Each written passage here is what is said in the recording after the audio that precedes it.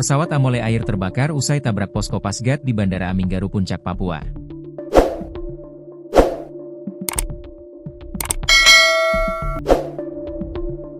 Pesawat Amole Air dengan nomor registrasi PKPPI mengalami kecelakaan di Bandara Aminggaru, Distrik Ilaga, Kabupaten Puncak, Papua Tengah, Senin, 25 Agustus 2025. Kepala Kepolisian Resor, Kapolres, Puncak, Komisaris Polisi, Kompol, Mardi Marpaung Punia saat dikonfirmasi membenarkan adanya peristiwa kecelakaan pesawat Amole Air.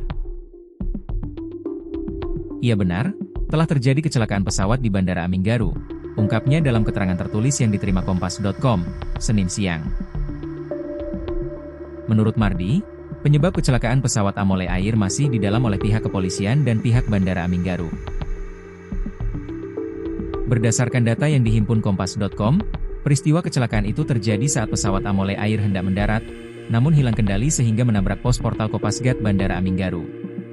Akibat benturan, pesawat terbakar. Mardi menyatakan, saat ini pihak keamanan sedang berusaha memadamkan api menggunakan alat seadanya. Untuk kronologi selengkapnya akan kami sampaikan kemudian, ujarnya.